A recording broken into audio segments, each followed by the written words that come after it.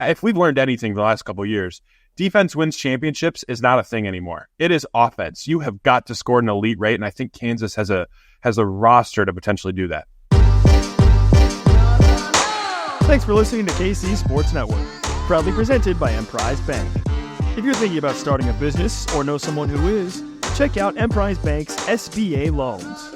It's always good to know your options, and they can be your partner in possible.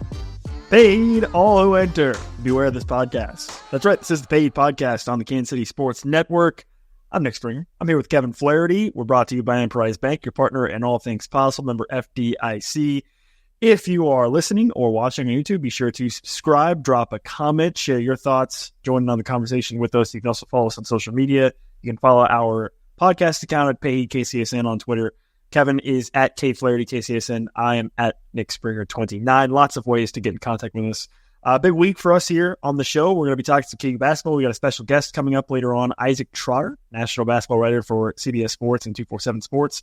Will be coming on to help us talk KU and also look at sort of the broader landscape of college basketball season beginning earlier this week. And before we get to Isaac, I did want to touch on that game that KU did play against Howard here before we get to our interview.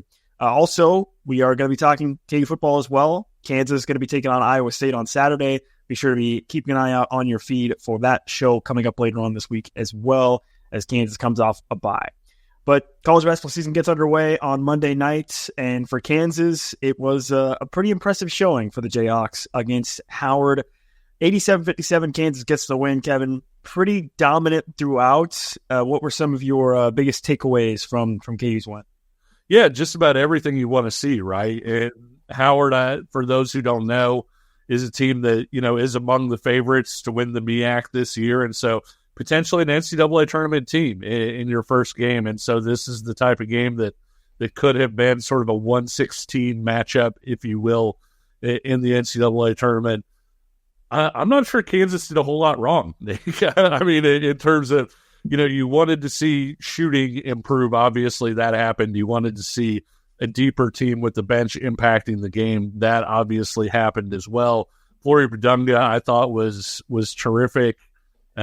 Zeke Mayo was excellent off the bench, possibly to the point that it could be tough to keep him on the bench much longer.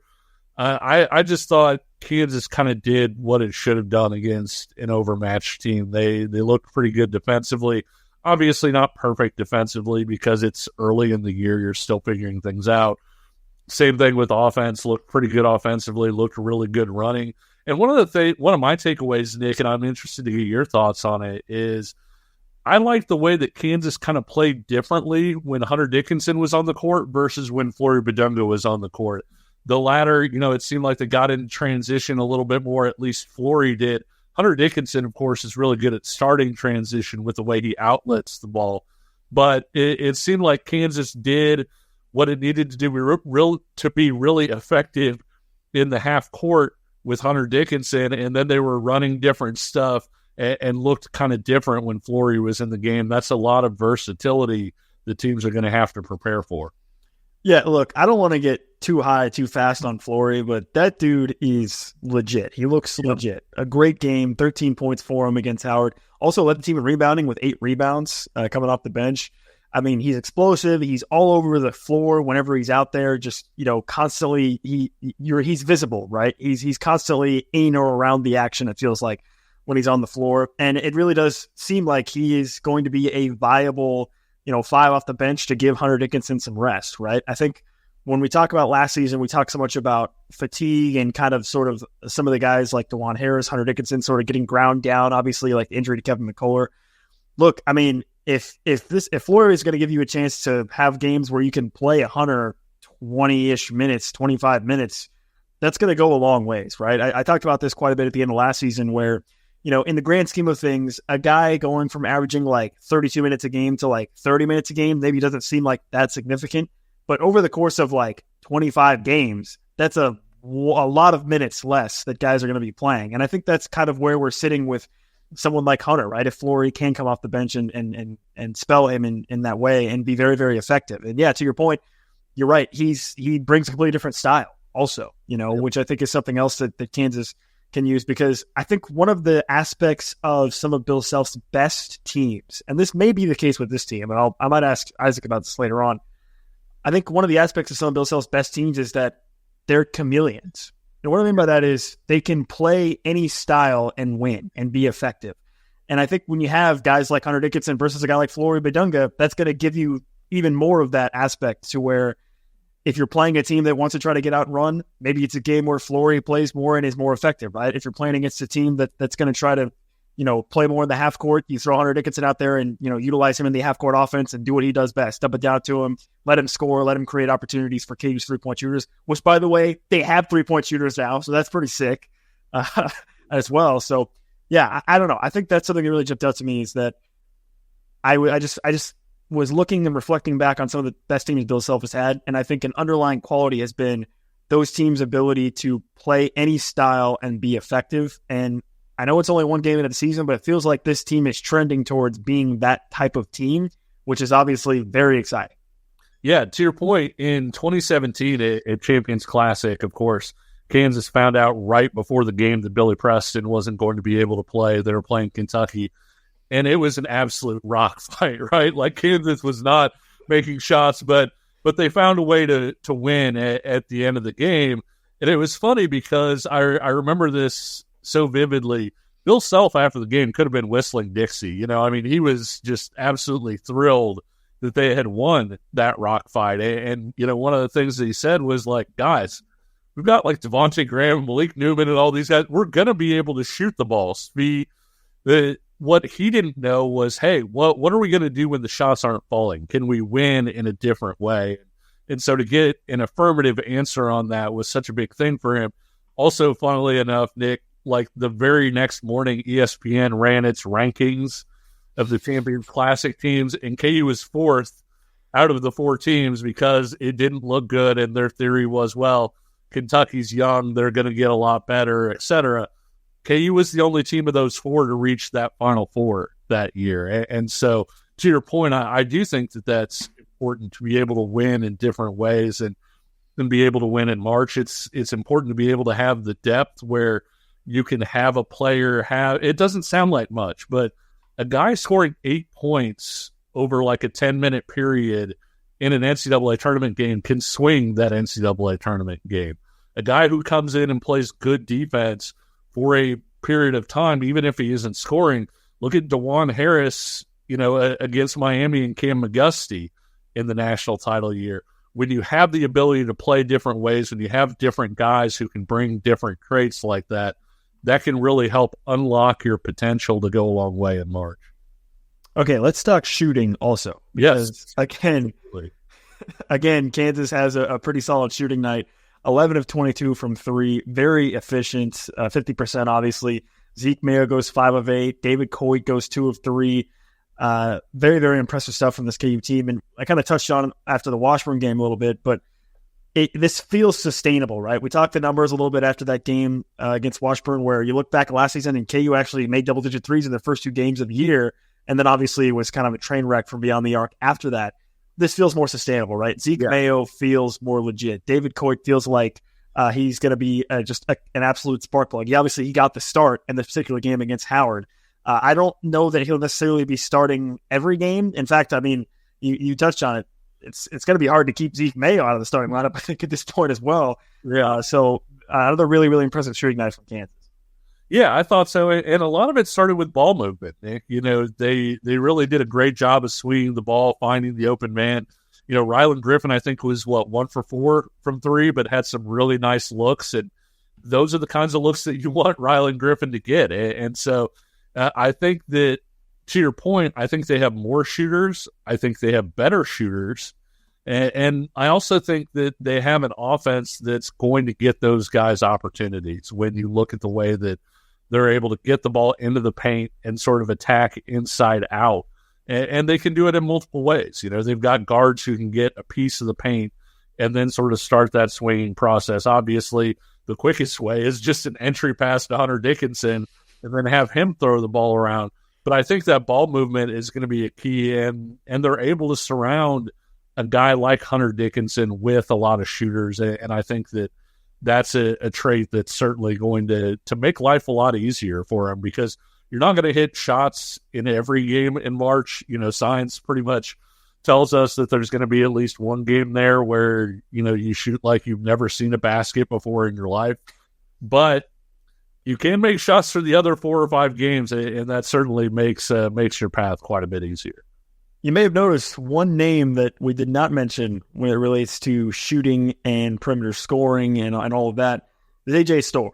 The AJ Storr experiment is underway, Kevin, and we'll see how it goes. Only played 15 minutes in this game. Obviously, KU didn't need him. This Kansas team looks really strong, even without him having been effective to in the exhibition games and then in this first game against Howard. But we'll see where things go with AJ Storr as well. Yeah, I think that's going to be. You called him an X factor multiple times ago, and I still think that that's so accurate, because I do think that the best version of this KU team reaching its ceiling, probably designed, aligns somewhat with AJ Storr being the best version of himself. And if he could be that version and not fight it, be a guy who, in addition to scoring, supplies the other stuff. He rebounds, he defends, does the things that Bill Self requires for any player that sees a lot of time. If he does all of that, then Kansas is going to be that much better. And if he doesn't, it could kind of continue to be one of those things that gets brought up over the whole season, just sort of is AJ turning the corner? Is AJ not turning the corner? Do you think he'll get there? Will he not get there? And so it's really in his court at this point, because I thought Bill Self made a really interesting point after the game where he said that the guys were excited to play, but one of the things that he also mentioned was when he got a team this deep, he thinks that people put out a lot of energy because they know that if they aren't playing well, there's a guy right there behind them that's capable of getting those minutes. And so for AJ Storr to be the guy that Kansas went out into the transfer portal to try and get, he's going to need to step things up for sure, because Kansas does have other options. One other quick note from the game on Monday night against Howard, as Bill Self said afterwards, Gerard McDowell is going to be redshirting. He was in the street clothes for the game. I think this was kind of a topic of conversation, something that's not entirely surprising, right? I mean, with sort of the way Marquise Passmore has looked early in the year, I think he sort of has taken away what role Jamar McDowell might have had for this team. So it does make sense. So just wanted to toss that note in there as well on Jamar McDowell redshirting. But as you said, even with Jamar McDowell redshirting, this team still obviously has incredible depth really across the board. So, of course, Kansas is going to be welcoming in a big-time opponent to Allen Fieldhouse on Friday night in North Carolina. Should be a very exciting game. We're going to talk about that and a look at the national landscape of college basketball with college basketball writer Isaac Trotter for CBS Sports and 247 Sports. That's coming up on the other side of our break. As always, though, let's tell you about our friends over at Home Field Apparel. You can check out Home Field Apparel's over 40-plus items for KU and many other schools. You may have noticed, Kevin, I got the Youngstown State to rep boy Dylan Woodkey from Youngstown State to Kansas on the football side. So if you're watching on YouTube, I've got the says, welcome to the Ice Castle for Youngstown State with the Penguin logo on it. So you can get that to support Dylan Woodkey. You can get 120 other schools as well, different collections. They've got new campus pullovers for the fall/winter weather that'll keep you warm as well. So definitely head over to Home Field Apparel and use the promo code PAYHEAD24 at checkout for 15% off your first order. That's PAYHEAD24 at checkout, 15% off your first order. We'll be back in just a moment. Looking for tickets for your next event? Tickets for Less is your number one source. Save big on every purchase when you use promo code KCSN at ticketsforless.com.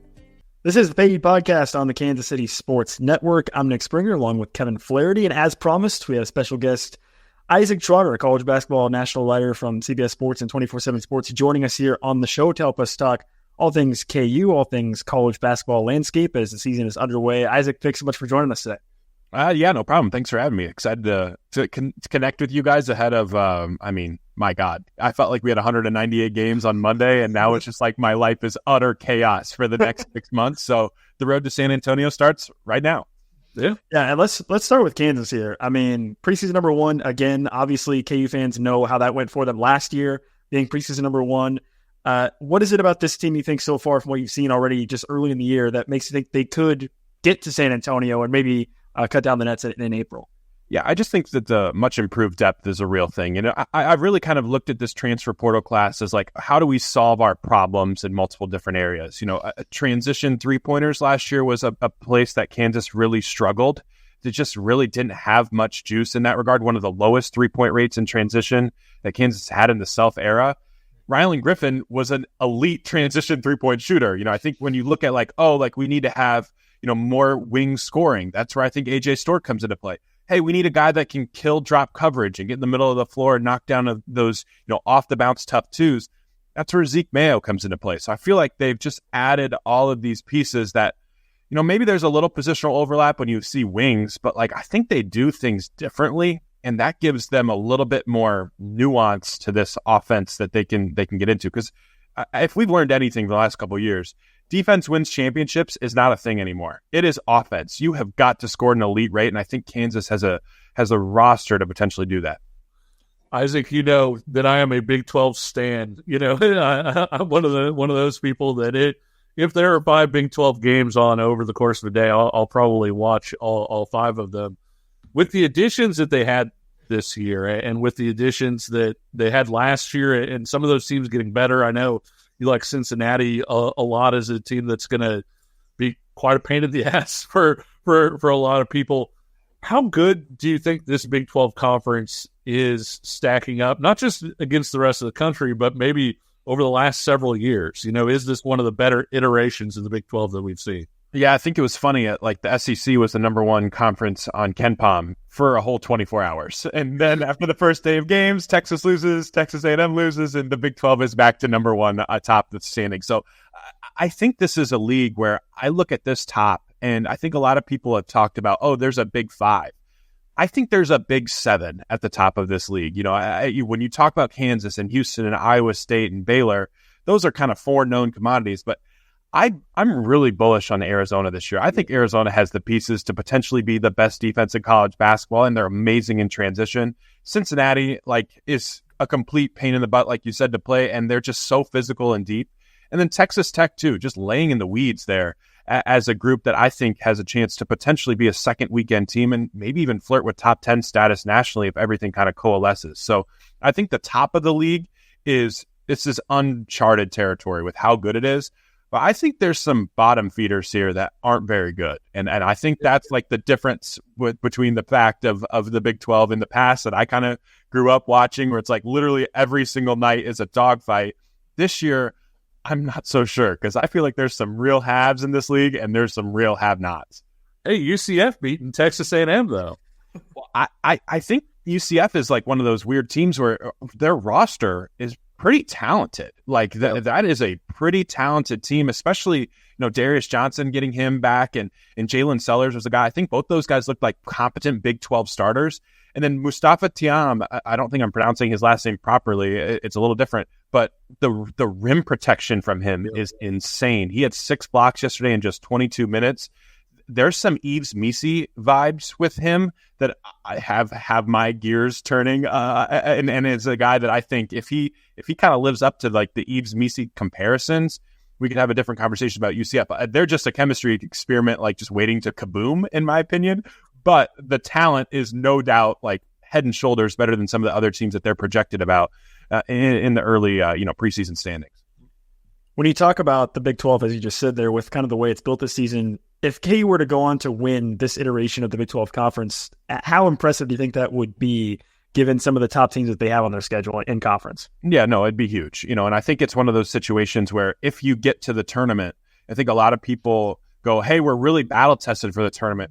Some part of me wonders if I'm scared about it, because they're going to have played so many teams that just gotten beaten up that by the time you get to the tournament, it's man, we've just made it through this gauntlet. I think that's the value of a Gonzaga, where it's hey, they can kind of rest a little bit in January and February during West Coast Conference play, and they kind of reach the tournament a little bit differently. I mean, how many years have they made the Sweet 16? Kevin always has the stat of how many wins Gonzaga has, but I lost count once I could stop using my fingers. Yeah, like Kevin would always like text me like, "Hey, look at, did you know who has the most wins in the NCAA tournament in the last 10 years?" And I just auto response was just Gonzaga at this point because he trained me like a Pavlov's method or whatever.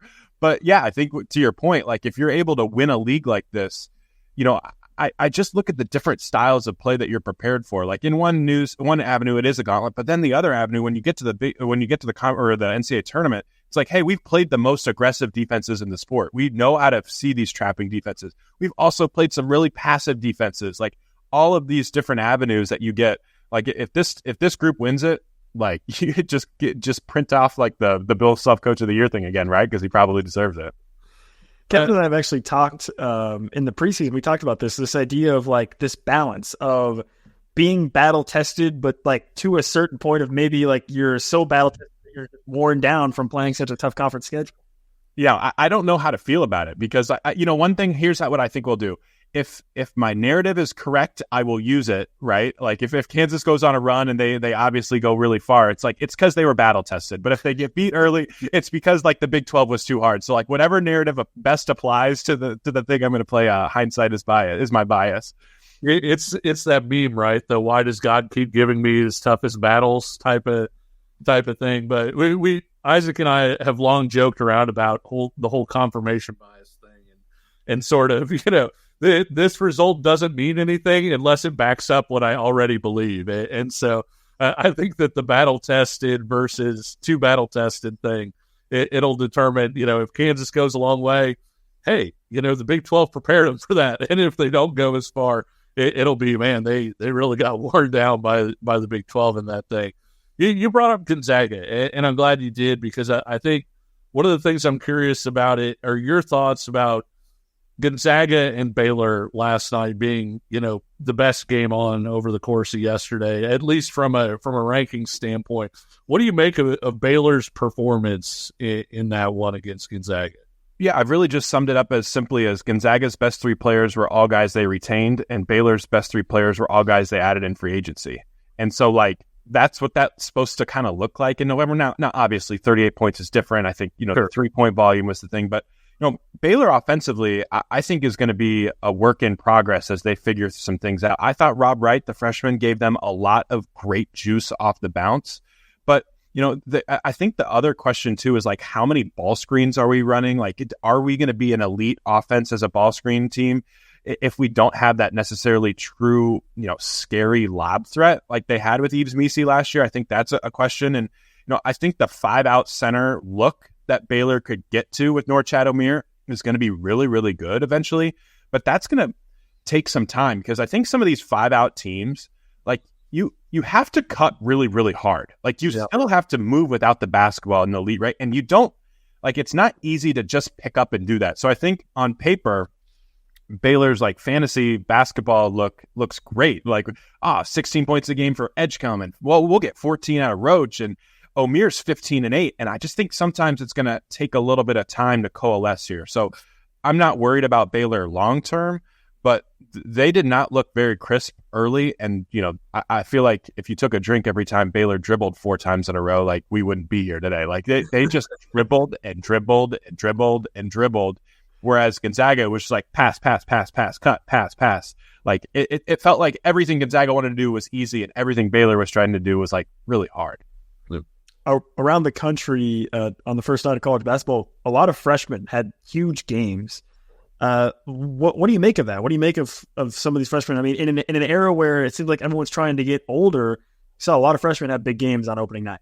Yeah, I think this is just proof that this freshman class is different. There is a different level coming in, and I think a couple years ago, it's Nick Smith Jr. was the number 1 recruit in the class. I don't know if he's a top 10 recruit in this class. It's just that kind of think about last year, Justin Edwards, he was the number 3 recruit in the class.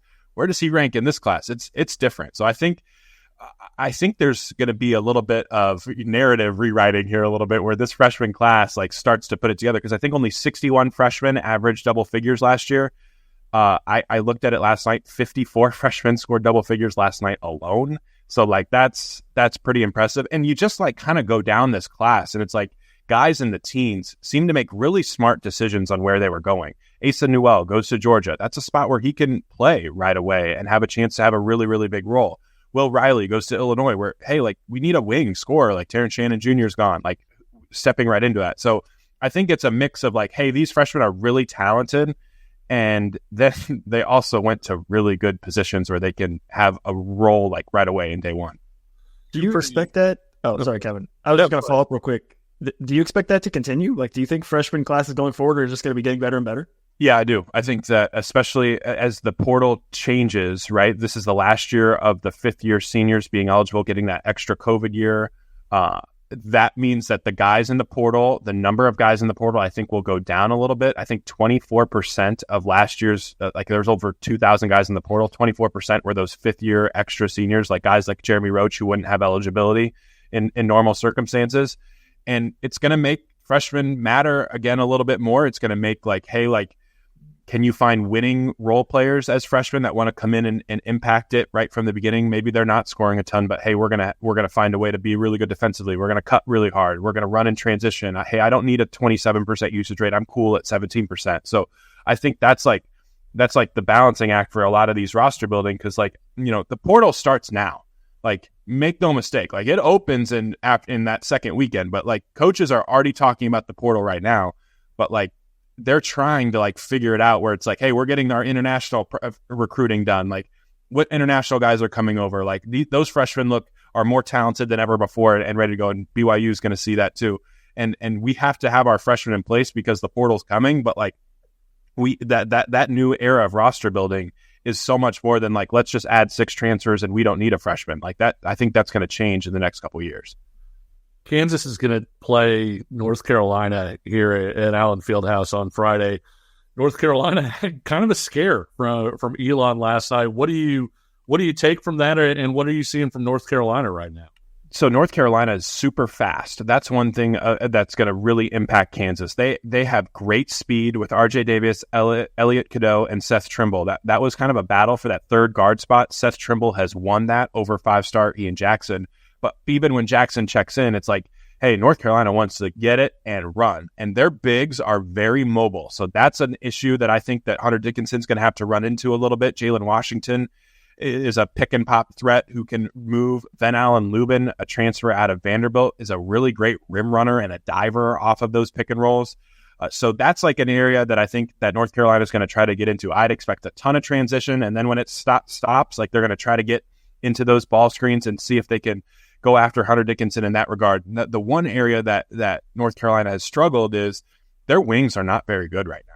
Cade Tyson, the transfer out of Belmont, has really like had a hard time figuring out, hey, what's my role? Like, they didn't start him yesterday. Jalen Withers got the start, and Withers played okay at 10 points and 10 rebounds, but he terrifies me when he has the ball in his hands and is trying to make decisions. Like that's an area where I think if you're Kansas, you're going to try to heat him up and try to force him into making some ill-advised passes where you can pick it off and get some easy buckets in transition. So I think it's going to be a fascinating game just for like the style of play, and we'll see if these Kansas wings can really take advantage of some advantageous situations where, you know, Drake Powell, 5-star, is a really good defender, but a little bit behind the ball offensively. You know, Cade Tyson, you know, the idea of him as a shooter is good, but he hasn't made shots so far yet, even in the exhibitions. That's going to be an issue as well, especially defensively. I think he's a guy that Kansas could potentially go after.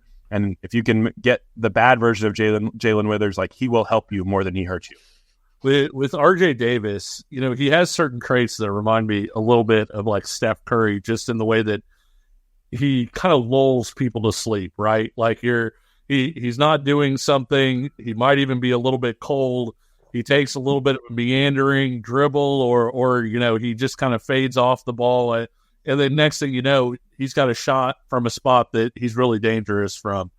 How do you see Kansas defending R.J. Davis in this game? Because it feels like that could be one of those areas where if he has a big game, maybe Carolina hangs in this thing. And if he doesn't, you know, maybe this is the sort of thing that Kansas can build an edge. I really am curious to see how often they're putting Dickinson in those pick and roll actions, because if he's playing a deep drop coverage, Davis is the best 3-point shooter in the sport, in my opinion. but that floater game that he has is nasty. He's able to get into the middle of the floor, and he's uncorking these 1-foot runners from like 13, 12, 10 feet that are just auto. So I'm curious how much cross-matching they'll actually try to do. Hey, let's put Hunter Dickinson on Jalen Withers if he starts at the 4. Let's move KJ Adams onto a small ball 5 like Jalen Washington, who, like, KJ is stronger than Jalen Washington. Let's point blank. So I don't think there's going to be a question there, because they like to do a lot of those pick and roll actions with Washington, and maybe Adams, putting him in that action, you can have him play higher. Maybe you're blitzing those ball screens, getting it out of his hands a little bit, stuff like that. So those are different little nuances and tweaks that I think that Kansas could theoretically go after. And then the other factor about this is there's some familiarity here. You know, RJ Davis's worst game of the season last year came in the NCAA tournament against Alabama. Who was guarding him? Rylan Griffin. Like, Rylan Griffin's length really gave him a really hard time in being able to get over the top of those screens. He didn't get screened very easily. He just was a really good job of getting skinny, getting over the top, and that length for those rear view contests really gave Davis some trouble. So I think you're going to see times where Rylan has to step up to the plate and bring it defensively, even in minutes when maybe DeJuan Harris isn't necessarily guarding him. So you throw a lot of different guys at him, and you know the best part about North Carolina right now is that makes them tough is that, like, they can play him both on and off the ball as well. So if you're off the ball, you have to stay attached to him and know where he is at all times, because, you know, like you talked about, Kevin, like his ability to move when he doesn't have the basketball is pretty special. Yeah, it is. Kansas has Flory Badunga, a freshman who is shown in a small sample size to start the year to be very explosive in transition, can do a lot. Is this a game against North Carolina where maybe he could in some ways be more effective as a player? No, that's a great point. You know, I think that vertical lob threat that they have is something that, like, you can definitely challenge North Carolina with at the rim. I think North Carolina's bigs are definitely undersized, and that's like one area where you're looking at Flory. But I thought it was interesting in the press conference, like the Flory had a couple of those post-ups, buckets, and Bill Self was like, "Yeah, that's not real. Like that's not going to be something that happens in moving forward. His job will be to finish plays, run the floor hard, give us pop offensively." As an offensive rebounder, and then that rim protection is so huge too. I think if there's one area that, you know, I would say Hunter Dickinson is more of a rim deterrent than necessarily a rim protector. I think Flory has a chance to be, you know, one of those popping bigs, and I think that, like, you know, if he's up to the task defensively, and you're seeing him on an island defensively, NBA scouts are going to have some like extra fodder. Those are like those clips that they like cut and send to their like other scouting director and be like, "Yo, look at like Flory Badunga's like 1-on-1 against Elliot Cadeau. We switched 5 out, and he's able to hang on the perimeter." That's the type of impact he could have in this game, just giving a little bit more versatility and speed and athleticism to this Kansas front court against, you know, the fastest backcourt in college basketball. I know Andy Katz said that he didn't think there were any great teams this year. Quite a comment, because one, it came before Baylor Gonzaga. Two, it came before Election Day and the first night of the season, when I'm not sure how you could even tell if there were any great teams. But if you're trying to pick your Final Four at this point, which isn't necessarily the best 4 teams, but maybe the 4 teams that you think have the best chance to win 4 games in March and get to that point, who would your Final Four be at this point? So, gun to my head, I had I went with Alabama and Gonzaga as my 2, like, that I had in the national title game, just because I'm betting on offense this year. Again, last year was the highest scoring season in college basketball. This year, I think we're going to get back to even breaking some of those numbers, because teams are shooting more threes.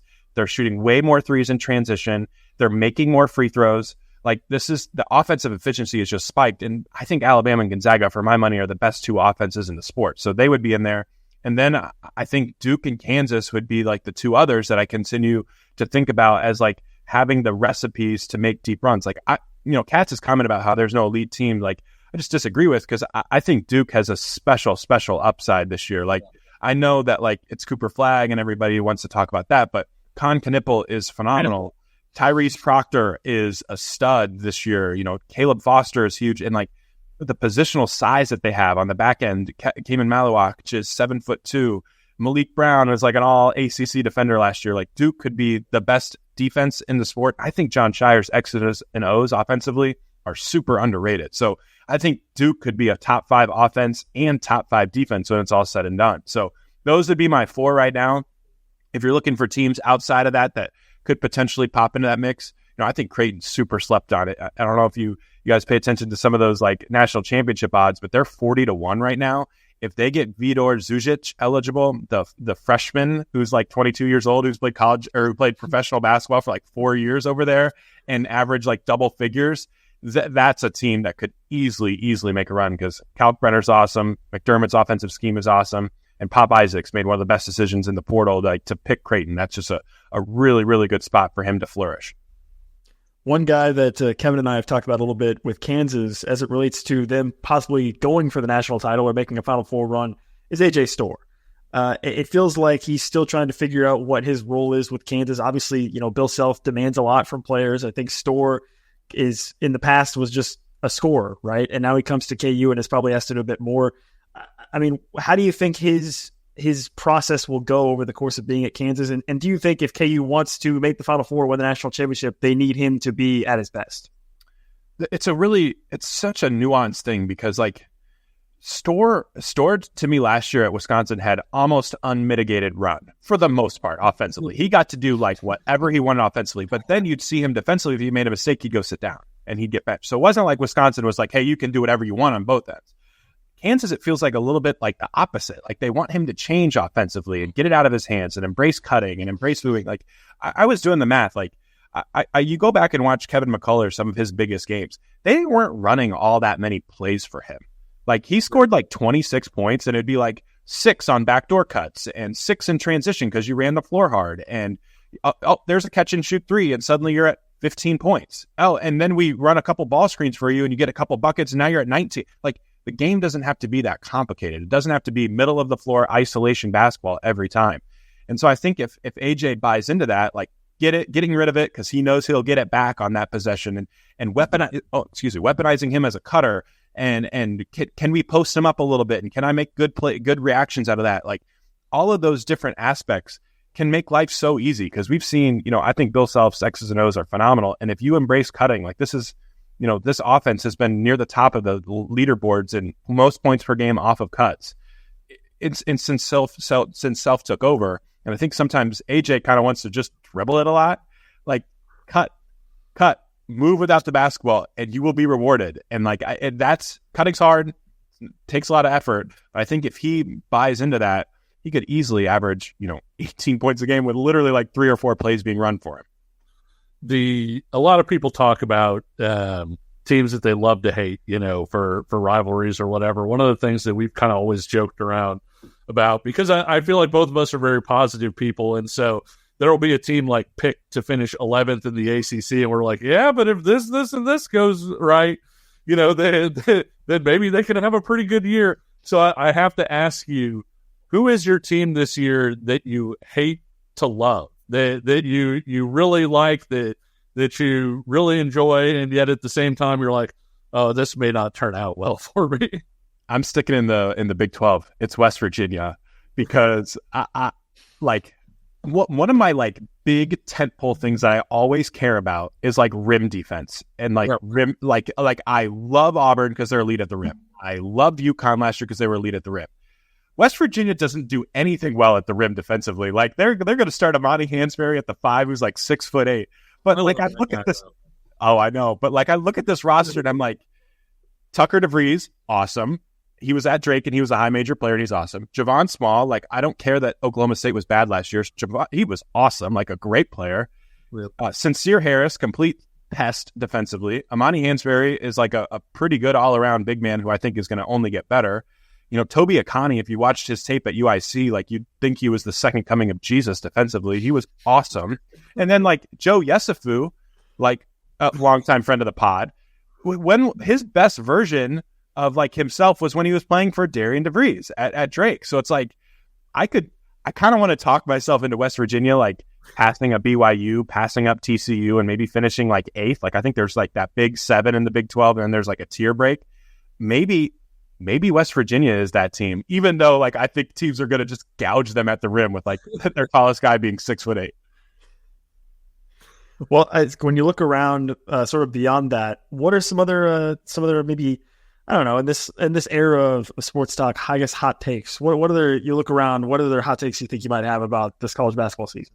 All right, Kansas-related hot takes. I think DeJuan Harris is actually going to bounce back and have a huge year. I was not a huge fan of him last year. I thought finishing at the rim just drove me nuts. I wasn't totally impressed with him defensively, but then I think we do like this weird like oscillation thing in college basketball media where it's like, hey, we love a player a lot, then he doesn't play well, so then we hate him next year. And I'm like, well, I still think he's like really good. He just needs to get a little bit better. So I think Harris is going to bounce back and have a really big year. In the SEC, I think it's kind of a hot take for me to say this, but I think Auburn wins that league. I'm kind of alone on that one. I think Alabama, a lot of people have just assumed that they win that league. I still love Auburn. I think Jani Broom is the best player in the sport. He can shoot threes. He can post up. He can pass. He can dribble. He's an NBA player playing in college. Elite rim defense, too. Again, Auburn, elite rim defense and elite rim offense. So I think Auburn wins that league. In the Big Ten, I don't think there's a national title contender. I think that would be one of the things that I keep saying. But there's also no rosters that stink either. I wish I could make a graphic where it's tier 1 national title contender, none. Tier 2, on the doorstep of national title contender, none. Tier 3, bubble, all 18 Big Ten teams in it. And Tier 4, bad, no one. That's how I wish it could be. Who's your pick in that league? And then I'll let you get back to, is it Purdue? No, it's UCLA. UCLA. Oh, yeah. Yeah, UCLA has been my pick. Again, I've gotten a lot of heat for that one, but I love the deep teams that have a lot of really, really veteran guys that really want to win. And I think that UCLA has literally 13 guys that they could play. Mick Cronin, I trust him to kind of get the most out of them. And they're literally every single practice is an absolute dogfight to see who's going to start that week.